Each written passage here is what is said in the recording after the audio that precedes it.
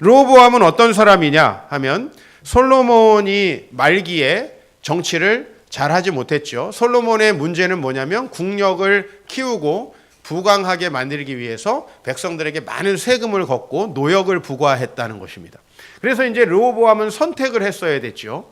좀 더 이전 정부보다는 국민들의 부담을 경감시켜 줄 것이냐, 아니면 더 강력한 왕권을 추구할 것이냐. 르호보암은 잘못된 선택을 했습니다. 더 강하게 백성들을 몰아붙여야 자기가 강력한 왕권을 유지할 수 있다고 생각을 했는데 그 선택이 결국은 나라를 분열시키죠. 나라가 분열되면 처음에 정치인들이 하려는 게 뭘까요? 저 상대방 분열된 나라를 자기 나라로 복속시키고 싶겠죠. 그래서 이 르호보암은 전쟁을 일으켜서 이스라엘을 회복하려고 했습니다. 그런데 이때에도 역시 하나님의 선지자가 있었어요. 여러분, 다윗 하면 우리가 어떤 선지자를 생각합니까? 나단과 갓을 생각합니다. 그렇죠? 그리고 우리가 히스기야를 생각하면 이사야 선지자를 생각합니다. 그죠? 또 아합 왕을 생각하면 엘리야 선지자를 생각합니다. 마찬가지입니다. 오늘 르호보암 시대에 강력하게 영향을 미친 선지자는 스마야 선지자예요. 스마야가 이 전쟁에 반대를 하는 거예요. 그래서 여호와께서 이같이 말씀하시기를 너희는 올라가지 말라. 너희 형제와 싸우지 말고 각기 집으로 돌아가라. 왜냐하면 이 일이 내게로 말미암아 난 것이기 때문에, 즉 하나님이 이 나라를 가른 거기 때문에 너네는 전쟁을 해서 한 나라로 통일을 하려고 하지 말라라는 것이 스마야의 신탁이었다는 거죠.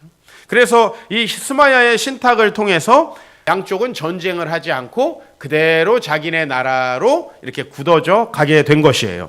그런데 이제 여기서부터가 역대 하만이 기록하고 있는, 즉 열왕기상은 똑같은 르호보암 왕을 기록하면서도 기록하지 않고 있는 부분이에요. 그 부분이 뭐냐면 우리가 오늘 역대하 11장 13절을 보면, 자, 온 이스라엘의 제사장과 레위 사람들이 그들의 모든 지방에서부터 르호보암에게로 돌아왔다라는 거예요.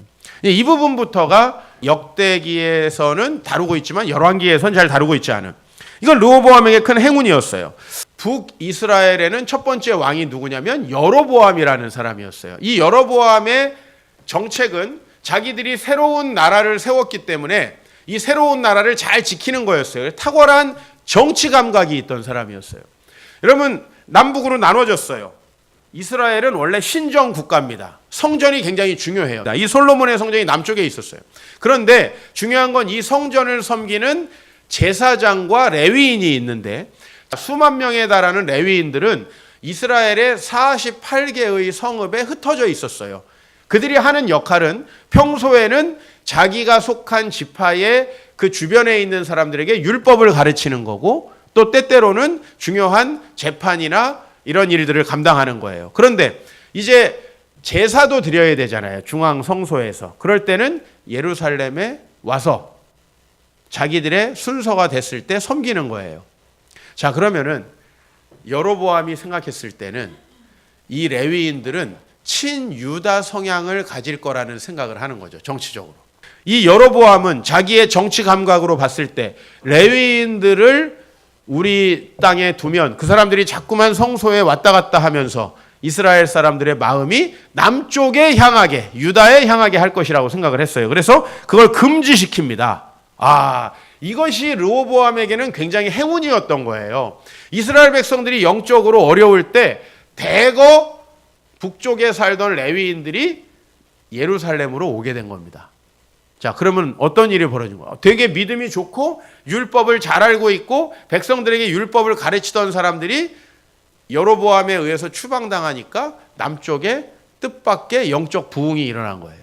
그래서 이 르호보암은 큰 번성을 누리게 돼요. 16절 말씀 보면 이스라엘 모든 지파 중에 마음을 굳게 하여 이스라엘 하나님의 여호와를 찾는 자들이 있었는데 그들이 누구를 따라? 레위 사람들을 따라 예루살렘에 이르러 그들의 조상들의 하나님 여호와께 제사하고자 한지라. 17절. 그러므로 3년 동안 유다 나라를 도와 솔로몬의 아들 르호보암을 강성하게 했으니 이는 무리가 3년 동안 다윗과 솔로몬의 길로 행했기 때문이다. 즉 하나님을 섬기는 그런 좋은 문화들이 다 남쪽으로 내려오게 된 겁니다. 여러분, 사실 우리나라 한번 생각해 보세요. 우리나라에 선교사가 들어왔다는 건 단순히 하나의 종교가 전래된 것이 아니에요. 우리나라에 선교사님들이 들어와서 어떤 놀라운 일들이 있었느냐? 반상제도들이 무너지게 되는 거예요. 우리나라에 이제 연희전문대학과 세브란스 병원이 합쳐져 가지고 연세대학이 된 거 여러분이 잘 아시죠? 그 세브란스 병원에 우리나라의 첫 번째 졸업생이 7명이에요. 그리고 또 이게 일부러 7명을 했는지 모르겠는데 우리 장로교의 첫 번째 신학교가 1907년에 졸업해가지고 목사 안수를 주신 분도 7명이에요. 근데 이 세브란스 병원의 7명의 의대생 중에 1명이 누구였냐면 백정의 아들이었어요. 이거는 당시에 있을 수 없는 일이에요. 이 백정의 아들이 의대에 간다? 여러분 지난주에 제가 말씀드렸듯이 머슴이 담임 목사님이 된다? 이런 일이 사실은 굉장히 있기 어려운 거죠. 네? 여러분 어렸을 때 생각해 보세요. 지금 조금 연세 있으신 분들 결혼할 때 부모님 찾아가면 전부 다 어디이시냐 이런 거 물어보잖아요. 그죠? 그때도 아직까지도 집안이 어디냐 이걸 다 따지고 있었던 거예요. 우리나라가. 근데 1907년에 1920년도 되기 전에 한일합방이 되기 이전부터 우리나라의 교육제도의 근간을 뒤흔든 게 바로 선교사들이고요. 그 다음에 남자 여자의 차별을 둬서 우리 어머니 세대들도 여자라는 이유로 학교 못 간 사람들이 엄청나게 많아요. 근데 이런 거를 근간을 흔든 게 바로 기독교라는 거예요. 여러분 이게 얼마나 놀라운 것입니까? 여성들을 데려다 교육시키고 말이죠. 그죠? 그 다음에 백정의 아들을 대학교에 입학시켜가지고 의사를 만들고 이게 우리나라 1호 의사라는 거예요. 1호 의사. 우리나라의 여성 1호 의사는 아예 선교사님들이 볼티모어의 의대, 지금 존스 홉킨스 대학의 전신 거기다가 여성을 데려가서 우리나라 1호 의사를 만든 거예요. 여러 여성분들 내가 늘 얘기하지만 페미니즘이 여러분의 삶 바꾼 거 아니에요. 기독교 복음이 여러분의 삶 바꿨다는 걸 알아야 됩니다.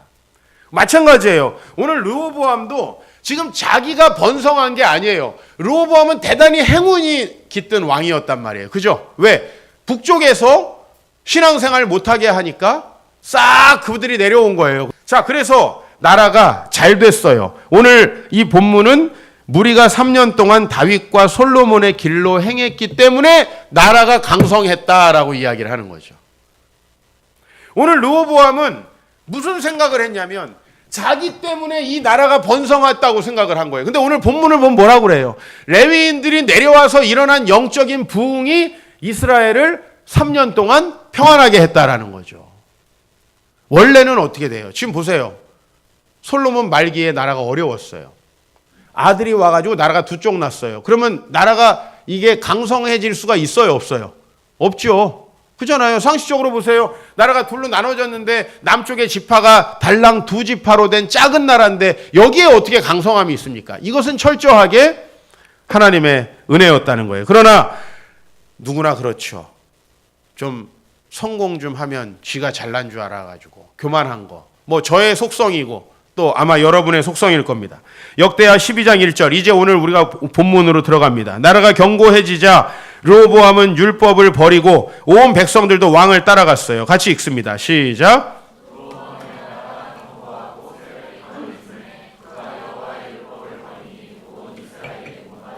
아멘. 르호보암이 어떤 마음이 있었던 거예요? 아, 내가 이렇게 잘못된 선택을 하고 나라도 갈라지고 나는 참 능력 없는 왕인데 하나님의 은혜를 베푸셨다. 이게 누가 봐도 객관적인 정설이에요. 그렇죠? 사실 전 중학교 1학년 때까지 천막에 살았고 단칸방 생활을 아주 오랫동안 했습니다. 사실은 충분히 공부할 수 있는 환경, 조건도 주어지지 않았고 책도 저는 별로 많이 사볼 수 없었어요. 근데 제가 대학에 들어가서 아주 크게 착각했던 건 내가 천재라서 공부 잘한 줄 알았어요. 아, 이렇게 학원도 안 다니고 이렇게 책도 없고 단칸방에 대단하다 나는 진짜. 와. 근데 그게 이제 제가 망하는 시작점이었어요. 누가 봐도 객관적으로 제가 공부를 할 수 없는 상황이에요. 그럼에도 불구하고 하나님께서 은혜를 베푸셨다고 생각을 해야 되는데 나나 르호보암이나 뭐가 달라요? 조금 좀 뭐가 괜찮게 돌아가고 하면 다 자기가 잘난 줄 알고. 르호보암이 하나님의 말씀을 버렸습니다. 그랬더니 5년 만에 여러분 르호보암 제5년이니까 이것이 아마 르호보암 제위 4년 정도가 됐을 때일 거예요. 그때 애굽 왕 시삭이 르호보암을 침략합니다. 애굽이 쳐들어왔다라는 건 굉장히 뼈아픈 일이고 예상치 못한 일인데, 왜냐하면 르호보암의 아빠가 솔로몬이잖아요. 솔로몬이 제일 먼저 결혼한 게 누구예요? 바로의 딸입니다. 즉 솔로몬은 애굽이 침략하지 못하도록 미리 손을 써놓은 거예요. 르호보암으로 말하면 자기의 외갓집입니다. 외갓집에서 5년 만에 쳐들어오는 겁니다. 이건 아마 예상치 못한 전쟁이었을 겁니다. 어느 정도로 애굽 왕 시삭이 예루살렘을 강력하게 했냐면 3절에 보면은 병거가 1200대, 마병이 6만 명. 여러분, 이건 어마어마한 숫자예요. 이런 군대를 가지고 쳐들어와서 4절 보면 유다의 견고한 성읍들도 빼앗았어요. 9절에 보면은 애굽 왕 시삭이 올라와서 예루살렘을 치고 여호와의 전 보물과 왕궁의 보물을 모두 빼앗았고 솔로몬이 만든 금방패도 뺏었어요. 오늘 솔로몬의 금방패라는 것은 뭐의 상징이냐면 솔로몬의 나라가 얼마나 부강했는가 하는 것을 상징적으로 나타내는 거예요. 근데 그거를 누가 뺏어갔어요? 애굽 왕 시삭이 뺏어가요. 그래서 10절, 11절 보면 르호보암 왕이 그 대신에 뭘로 만들어요? 노수로 방패를 만들어요. 왕이 얼마나 초라해졌는가를 보세요. 노수로 방패를 만들어 경호 책임자들에게 맡겼는데 이게 한 개밖에 없으니까 여호와의 전에 들어갈 때마다 갔다가 다시 경호실로 가져가요. 이거라도 뺏길까 봐. 얼마나 추접스럽습니까? 그의 모든 경제적인 번영이 하나님께로부터 왔다라는 걸 보여주는 거죠. 그죠? 그것을 르호보암 지킬 수 없다는 거예요. 하나님이 왜 솔로몬에게 금방패를 줬고 왜 너에게 5년 동안 그것을 안 뺏기게 했느냐? 바로 이스라엘의 영적 부흥이 있어서 내가 너희들에게 그것을 유지하게 한 것이라는 거죠. 그걸 빼앗아가는 거예요. 르호보암은 이런 상황 속에서 어떻게 했습니까? 역시 이때도 스마야라는 사람이 영적인 진리를 선포합니다. 그때 유다 방백들이 시삭의 일로 예루살렘에 모였는지라. 시삭이라는 건 애굽 왕 바로의 이름이었죠.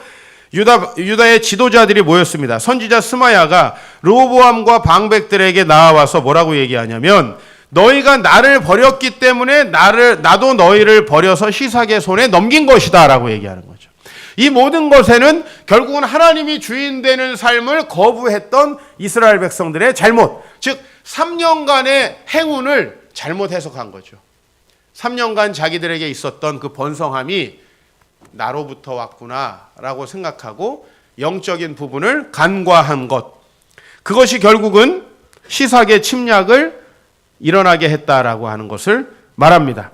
르호보암과 지도자들, 오늘 이 얘기는 열왕기상에는 전혀 나오지 않는 이야기입니다. 오늘 6절에 보면 이스라엘 방백들과 왕이 스스로 겸비하여 이르시되 여호와는 의로우시다 라는 거예요. 왜 우리에게는 이런 일이 있는가 불평하는 게 아니고 받아들인 거죠. 아, 하나님께서 우리에게 지금 이런 재앙을 내리신 것은 우리가 악하기 때문이다. 하나님께서 의로우시다라고 인정을 한 거죠. 자, 그랬을 때 오늘 본문은 이렇게 얘기합니다. 여호와께서 그들이 스스로 겸비함을 보셨다. 여호와의 말씀이 스마야에게 임하여 이르되 그들이 스스로 겸비하였기 때문에 내가 그들을 멸하지 않고 저희를 조금 구원하겠다. 오늘 하나님은 이스라엘 백성들을 멸망시키시지는 않기로 하십니다. 아예 멸망시키지는 않는 거예요. 이것이 바로 회개의 위대함이에요. 그러나 8절 보면 그들이 시삭의 종이 되어 나를 섬기는 것과 세상 나라들을 섬기는 것이 어떠한지 알게 되리라. 여러분, 왜 우리가 신용불량자가 된 사람을 갑자기 완전히 도와주지 않습니까? 국가에서도 회생제도라는 것을 통해서 그가 금융거래 같은 거를 하지 못하게 하고, 그리고 일정 부분의 부채를 조금씩이라도 상환했을 때 몇 년 후에 풀어주는 걸로 제가 알고 있어요. 이게 바로 하나님께서 이스라엘을 대하는 방식이었던 거예요. 왜냐하면 하나님은 그들이 하나님의 주권을 인정하며 나아오게끔 그들을 가르치셔야 돼요. 그렇죠? 그러므로 갑자기 애굽을 물리쳐서 승리하게 한다든지 이런 일이 일어나서는 안 되는 겁니다. 왜? 그러면 분명히 아마 원위치로 돌아가서 자신들이 살아가던 방식을 고수하겠죠. 자신들이 하나님을 섬기지 않으면 이방의 종이 된다고 하는 사실. 즉 보세요. 여러분들이 하나님께 나오지 않으면 여러분들이 물질의 노예가 되든 쾌락의 노예가 되든 어리석음의 노예가 돼서 이 세상에서 많은 것들을 허비하고 여러분의 인생이 하나님 앞에서 의미 없이 값없이 지나가고 여러분의 인생이 결국 멸망하게 될 것이라는 걸 하나님은 알려주셔야 돼요. 그러나 그들이 회개했기 때문에 그들을 완전히 멸망시키시지는 않는다는 거예요. 여러분 잘 인생을 돌아보세요. 여러분의 마음에 정말 하나님이 있고 그 하나님께 헌신할 때 여러분은 손해보는 것 같죠. 내가 시간을 하나님께 드리고 물질을 하나님께 드리고 성교에 하나님께 드리고 그 여행 가서 편안하게 지내야 되는데 성교 가가지고 죽도록 고생한다. 이렇게 생각하죠. 네, 여러분 잘 보세요. 여러분이 하나님을 주인으로 섬길 때 하고 하나님이 여러분 마음에 없을 때 어떤 변화? 하나님이 여러분 마음에 없잖아요. 여러분 분명히 쾌락과 세상 물질과 이 세상 것들의 노예가 되어 삽니다. 그게 여러분이 정말 원하는 것인가? 오늘 하나님 말씀하시잖아요.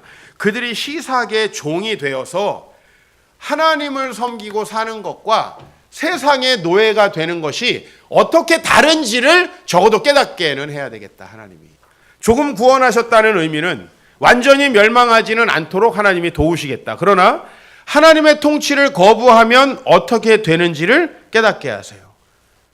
다윗이 나라가 잘 되어가고 왕권이 강력해지니까 어떻게 했어요? 자기 왕권을 가지고 자기의 성적인 쾌락을 채우고 그거에 방해되는 자기의 충신을 죽였죠. 하나님이 다윗을 어떻게 구원하십니까? 나라가 멸망하지 않도록 반역자들로부터는 지켜줘요. 그렇죠? 그러나 그 집안에 계속해서 문제가 발생하게 함으로써 다윗이 다시는 그런 짓을 하지 못하도록 깨우치십니다. 여러분 하나님 앞에 회개하는 것은 큰 역사를 이루어요. 그러나 하나님의 궁극적인 목적은 여러분이 잘못했습니다라고 말하게 하는 게 아니에요. 인생의 주인이 바뀌는 거예요. 하나님은 여러분의 인생의 주인이 바뀔 때까지 여러분에게 절대로 하늘의 축복으로 풍성하게 하지 않습니다. 왜? 우리의 인생이 하나님이 아닌데 우리 인생이 풍성해지면 우리에게 회개할 기회가 주어집니까? 안 주어집니까? 그러나 오늘 하나님은 우리가 회개할 때 우리가 멸망하지 않도록 도우신다는 거죠. 이 이야기는 열왕기에 나오지 않는 이야기예요. 그래서 오늘 결론, 르호보암이 스스로 겸비하였다. 스스로 겸비한 결과를 여기에 뭐라고 얘기하고 있어요? 그가 유다에 선한 일을 행했다. 이건 뭔지 안 나와요. 그럼 한번 추론을 해보자고요. 르호보암이 제5년에 한 대 얻어 맞았어요. 그리고 그 이후에 어떻게 했겠느냐는 거예요. 이것은 바로 국민들을 생각하고 하나님의 말씀으로 국민들을 잘 다스리는 일이 있었겠죠. 그게 바로 유다의 선한 일도 있었기 때문에라는 거예요. 이게 뭔지는 자세히 기술되지 않아요. 그러나 오늘 뭘 보여주냐면 분명히 우리가 교회에 나와가지고 하나님 잘못했습니다 하고 나가서 똑같은 짓을 하는 이런 종류의 회개는 아니었을 거라는 거예요. 르호보암의 회개는 적어도 우리가 성경에서 르호보암 하면 아예 나쁜 놈, 다윗 하면 이러지만 르호보암도 오늘 여기에 분명히 겸비하여서 유다의 선한 일을 행했다는 거예요. 즉 이것은 이 회개가 우리 일상의 인생의 주인이 하나님으로 바뀌는 그 영향을 미쳤다는 것이죠. 중요한 건 그거예요. 회개한 척하고 잘못한 척하고 사울처럼 계속 일상은 자기의 왕권을 위해서 살아가는 게 아니라 적어도 르호보암은 선한 일도 있었다. 여기에 굉장히 많은 게 들어있는. 여러분 악하게 살던 사람이 선하게 사는 거 되게 어려운 일이에요. 그죠? 말 많은 사람이 침묵하는 거 되게 어려운 일이에요. 낭비하던 사람이 갑자기 소비를 줄인다는 거 정말 어려운 일이에요. 살찌는 사람이 빼는 거 진짜 어려운 일이에요. 우리의 삶의 방식이 오랫동안 고착된 우리의 영적인 타락이 정말 바뀐다는 건 정말 어려운 일이에요. 그러나 그 일이 르호보암에게 있었고 여호와께서 노를 돌이키사 다 멸하지 아니하셨다. 자, 이스라엘은 다시 기회를 얻은 거예요. 유다는. 그래서 그 후대에 선한 왕들이 줄줄이 나오기 시작해요. 아시겠어요? 이게 엄청난 변화를 일으켰다는 거예요. 이게 바로 역대하 기자가 하고 싶은 이야기예요. 제가 이번에 사이판에 갔습니다. 제가 생각했던 것보다 훨씬 더 엄청난 피해가 있었더라고요. 그러니까 우리 사이판 선교사님은 항상 부풀리지 않는 은사가 있으세요. 근데 제가 사실 선교사님께 들었을 때는 그렇게 큰 피해가 있는지 몰랐어요. 근데 뭐 가보니까 섬 전체가 쑥대밭이에요. 야자수에 야자가 남아있는 게 거의 없어요. 그 야자수가 수천 그루가 있는 나라인데 야자가 거의 없어요. 밤새 동안 일반적인 태풍이 한 시속 150km 정도의 풍속이 난대요. 시속 300km 풍속으로 바람이 불어닥치는데 사이판 섬 남쪽과 티니안 섬 사이에서 강력한 태풍이 7시간을 머무른 거예요. 이거는 미국에서 139년 동안 허리케인을 측정한 데 최고였대요. 이런 얘기를 해줬어야 내가 진짜 심각하구나 이렇게 생각했을 텐데 조금 피해를 봤으니 기도해 주십시오. 이렇게 얘기하니까 이게 그렇게 피해를 본지 몰랐죠.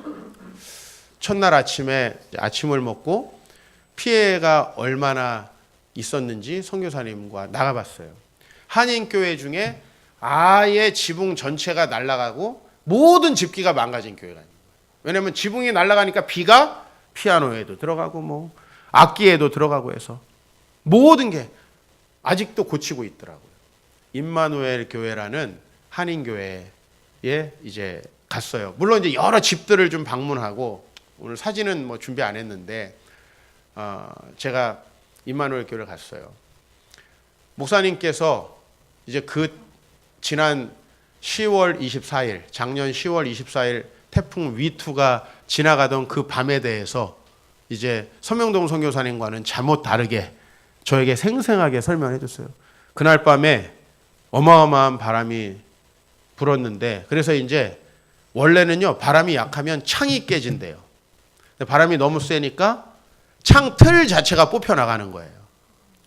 창 틀 자체가 뽑혀 나가니까 거기로 바람이 들어와서 나갈 곳이 없잖아요. 지붕을 드는 거예요. 지붕 들어가지고 지붕이 딴 데 가 있는 거예요. 이런 엄청난 놀라운 일이 있었어요. 그러니 그 태풍을 맞으면서 밤새 그 섬에서 있었던 성도들은 어떤 생각을 했겠어요?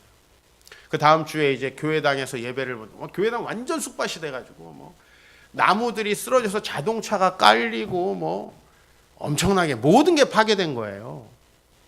그래서 성도들이 다른 교회, 파괴되지 않은 다른 교회에 가가지고 북쪽 섬에 있는 쪽은 좀 파괴가 덜 돼서 저기 가서 예배를 드리는데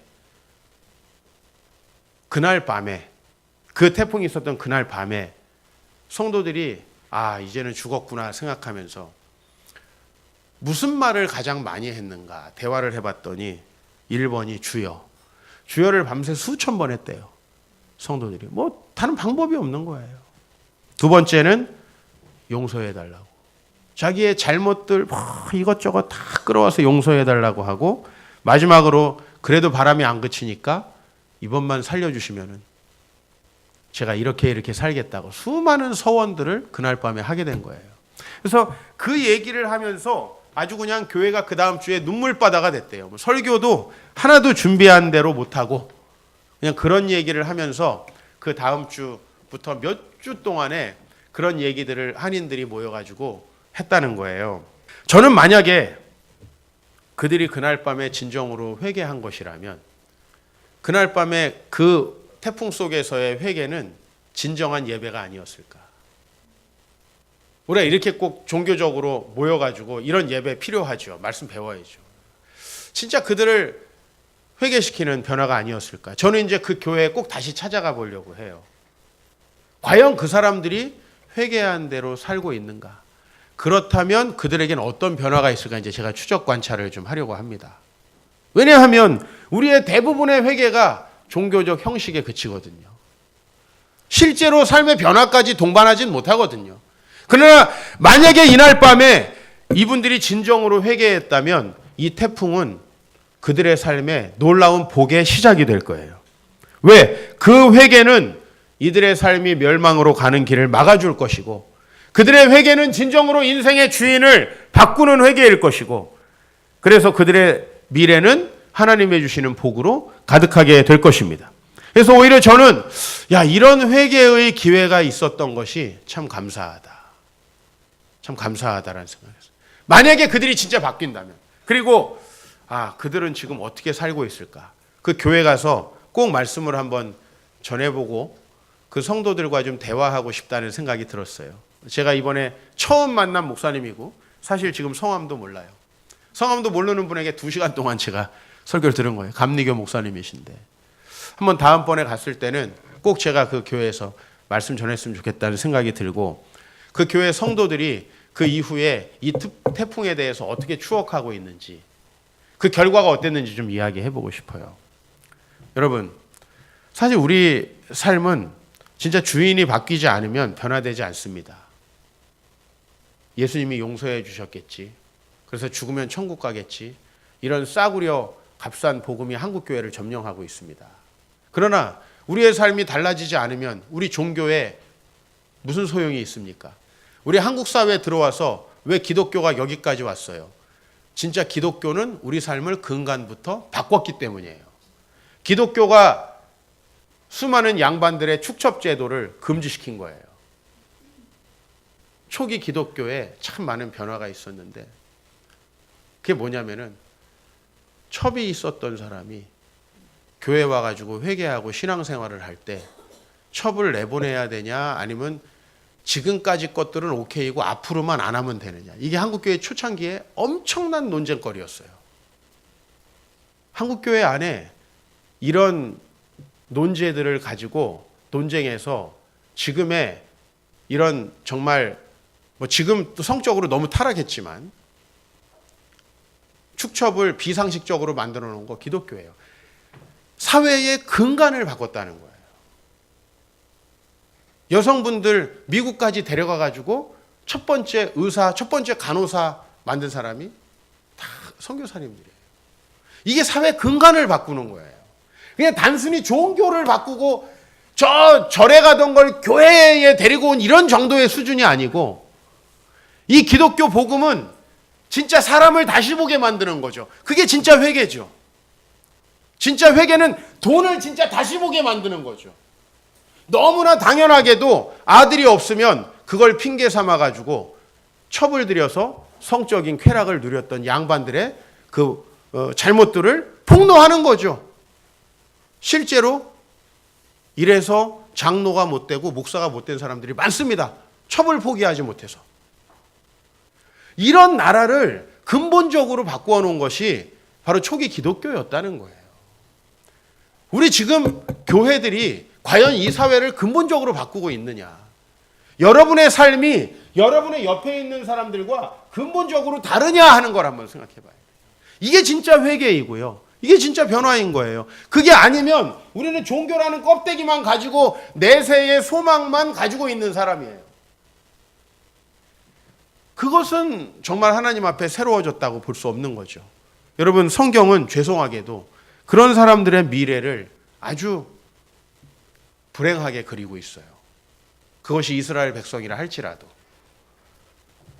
저는 사이판의 회개가 진정한 회개이기를 소망하고 또 오늘도 우리가 그 영성을 본받기를 원합니다. 그리고 우리도 정말 주여 주여 말로만 하는 것이 아니고 용서해달라고 말만 하는 것이 아니고 주님이 오늘 우리에게 오셔서 성령으로 우리의 마음을 새롭게 하시고 정말 우리보다 앞서서 우리를 인도하시는 그런 진정한 주인 되시길 소망합니다.